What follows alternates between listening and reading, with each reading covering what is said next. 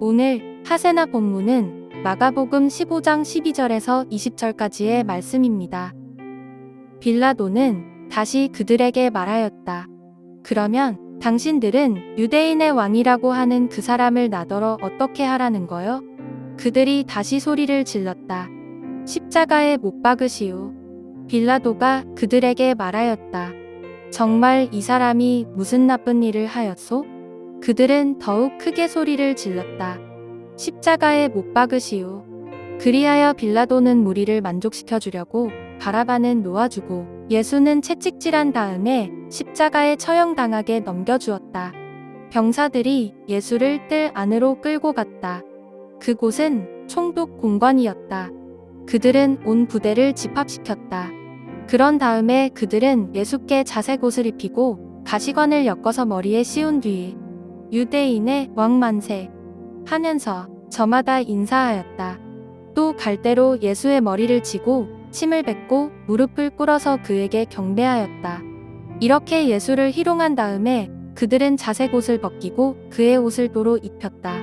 그런 다음에 그들은 예수를 십자가에 못 박으려고 끌고 나갔다. 어제 말씀에서 밀란을 일으키고 그 과정에서 살인까지 저질렀던 바라바를 대제사장들은 무리들을 선동해서 놓아달라고 요구했습니다. 그런데 대제사장들은 바라바와 같은 밀란을 일으키는 사람을 사실 좋아하지 않았습니다. 왜냐하면 당시 대제사장들은 그들의 안정을 위해서 친로마 정책을 펼쳤기 때문에 바라바와 같이 해방투쟁을 하는 사람은 그들의 입장에서도 흉악범이었죠. 그런데 지금 대제사장들은 예수님을 십자가에 죽이는 것이 그들에게 가장 중요하고도 우선적인 목표였기 때문에 바라바를 내어줄 것을 요구했던 것입니다. 무리들의 목소리가 더 높아지자 빌라도는 사람들의 저항을 두려워하여 결국 바라바는 놓아주고 예수님은 채찍질하고 십자가에 못 박도록 넘겨주게 되었습니다. 총독 빌라도의 결정 이후에 예수님은 로마 군인들에게 끌려가셨습니다. 그들은 예수님을 무리들과 떨어뜨려 뜰 안 은밀한 장소로 끌고 갔습니다. 그 장소는 오직 군인들이 정한 법칙으로 움직이고 군인들에 의해 통제되는 공간입니다. 마가는 그곳 이름을 브라이도리온이라고 말합니다. 예수님을 끌고 들어간 군인들이 소속대원 전체를 소집합니다.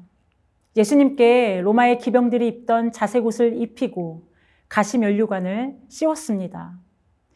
가시관을 머리에 씌우는 것은 예수님께 고통을 주기 위한 것이었고, 자색 옷은 예수님을 거짓 왕으로 조롱하고 예수님께 수치를 주기 위한 것이었습니다. 그러면서 예수님을 향한 조롱의 말을 하며 갈대로 예수님의 머리를 치고 침을 뱉고 꿇어 절했습니다.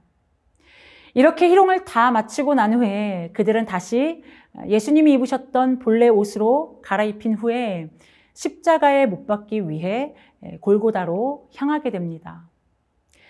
어제 말씀에서 빌라도는 예수님을 향해 사람들의 고발에 대해 어떤 항변이라도 해보라고 했지만 예수님께서는 그때부터 침묵하시기 시작하셨습니다. 그리고 오늘 말씀에서 십자가 처형이 결정되고 군인들에 의해 수치와 조롱을 당하시고 고통을 당하시는 순간까지도 예수님의 그 침묵이 이어지고 있습니다. 당시 예수님의 십자가 처형은 죄인으로서 받는 처형이었습니다. 하지만 그 모든 과정은 구약의 예언이 성취되고 있는 과정이었습니다. 당시 예수님의 십자가는 세상이 보기에는 처절한 실패였지만 하나님께는 그분의 구원 계획을 성취하는 현장이었습니다. 사랑하는 성도 여러분, 오늘 마가복음에 기록된 예수님의 십자가 처형 결정, 군인들의 조롱과 고통, 그럼에도 계속 이어지는 예수님의 침묵의 말씀이 오늘 우리에게는 구원의 성취이자 사랑의 완성이라는 것을, 십자가를 믿는 우리에게는 하나님의 지혜이자 능력이라는 것이 말씀을 통해 우리 가운데 더 선명해지는 하루가 되시길 축복합니다. 오늘의 아시조는 이웃에게 간식을 나누는 것입니다. 밝은 미소와 더불어 맛난 먹거리를 나누면 모두가 행복하겠죠. 오늘의 아시조 함께 하시죠.